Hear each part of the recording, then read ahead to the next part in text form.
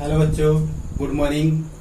आज हम आपको माध्यक और मीडियन के बारे में बताएंगे। माध्यक में हमें दो बातों का ध्यान रखना है। एक तो उनमें कितने आंकड़े हैं। पहली बात क्या याद रखनी है, नंबर एक आंकड़ों की संख्या, नंबर एक आंकड़ों की संख्या, नंबर दो आरोही या अवरोही क्रम। ये दो बातों का हमें ध्यान रखना है।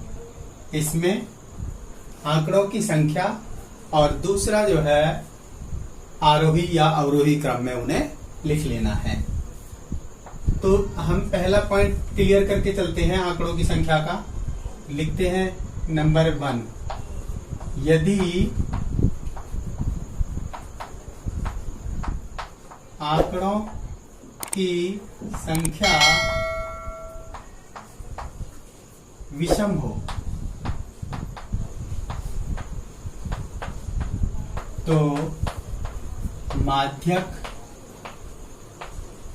माध्यक बराबर होता है n+1/2 वां पद। इतने वां पद जो होगा वो माध्यक कहलाएगा। यहां पर n क्या है, यहां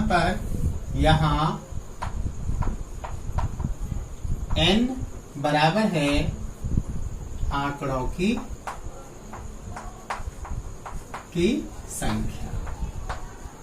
n जो है आंकड़ों की संख्या है। यदि आंकड़े जो हमारे हैं 5 हैं तो n की वैल्यू 5 होगी।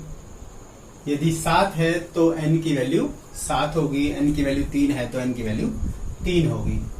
अब इसके बाद में सेकंड पॉइंट, ये तो हमने लिख दिया विषम के लिए। दूसरा लिखते हैं सम के लिए। यदि आंकड़ों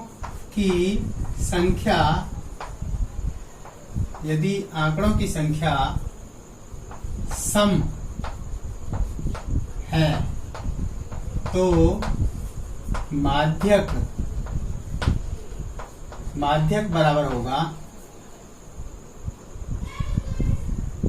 आंकड़ों की संख्या सम हो तो माध्यक क्या होगा, माध्यक होगा लिखेंगे n/2 वां पद प्लस n/2 + 1 वां पद। ये दोनों पद जोड़ के और डिवाइड बाय 2 लिखेंगे। n/2 वां पद जमा n/2 प्लस में 1 वां पद बटे हुए 2। अब n की वैल्यू वही है, उसमें भी वही है n की वैल्यू और इसमें भी यही है वैल्यू। राइट बच्चों। अब इसके बाद में बात करते हैं। मान लेते हैं हमने एग्जाम्पल ले लिया, एग्जाम्पल 1 ले लिया हमने। हमारे पास आंकड़े हैं 3, 5, 7, 2, 9। कितने आंकड़े हुए हमारे पास? पहला पॉइंट हमने बताया था कि आंकड़ों की संख्या।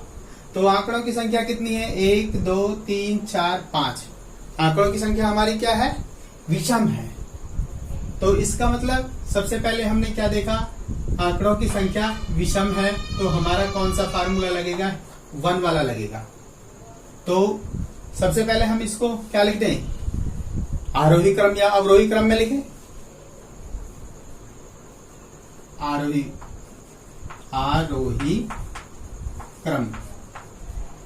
क्रम में लिखें तो आरोही क्रम में लिखेंगे तो पहले सबसे छोटा लिखेंगे 2, फिर उसके बाद में 3, उसके बाद में 5 और उसके बाद में 7 और उसके बाद में 9।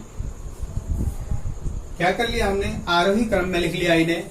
फिर उसके बाद में क्या लिखेंगे, जो माध्यक होगा वो माध्यक होगा n+1/2वां पद।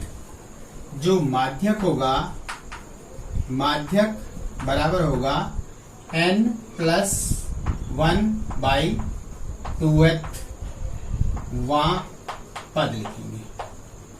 इसका मतलब क्या हुआ, n कितने डाटा है, 1 2 3 4 5, तो इसका मतलब क्या हो गया, 5+1/2वां पद हो गया। अब ये क्या होगा, 6/2, यानी क्या हो गया, तीसरा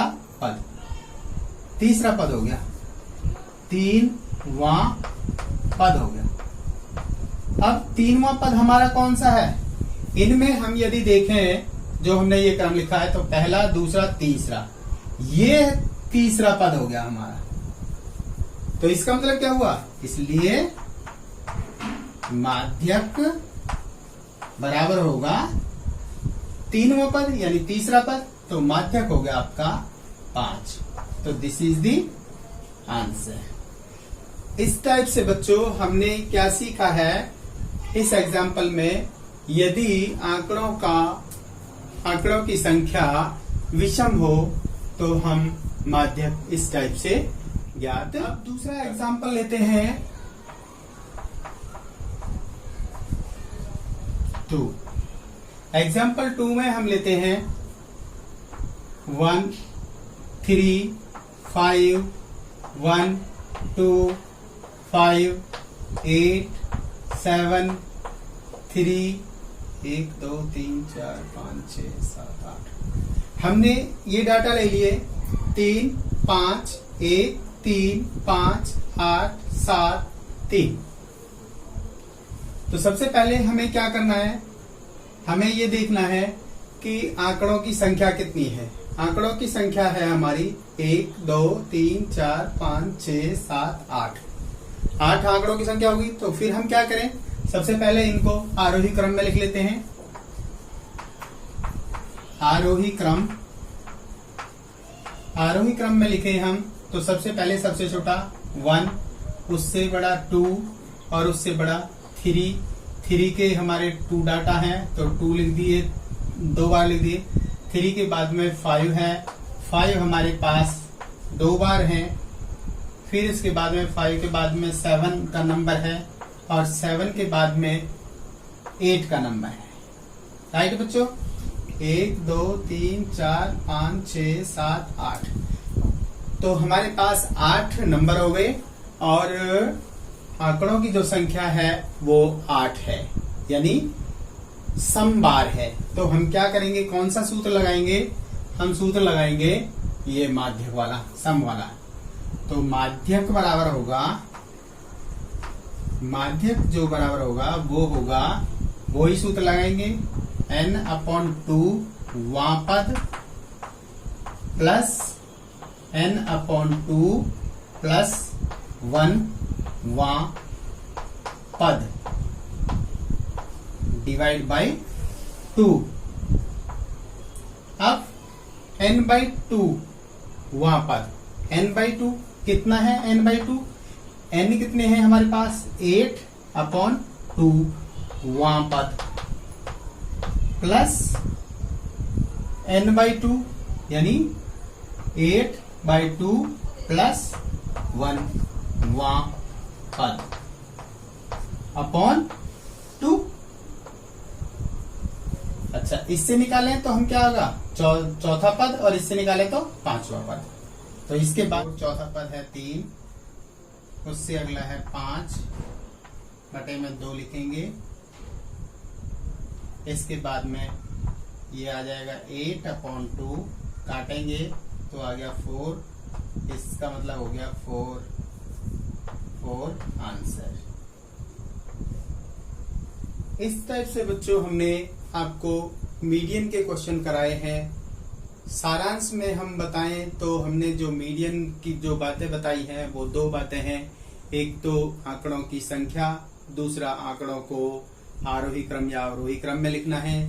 तीसरी जो बात है वो, यदि सम आंकड़े हैं तो हम सम का फार्मूला लगाएंगे, यदि विषम नंबर ऑफ डाटा है तो हम विषम का फार्मूला लगाएंगे। तो बच्चों, हमने ये क्वेश्चन कराए हैं, आपकी समझ में आ गए होंगे।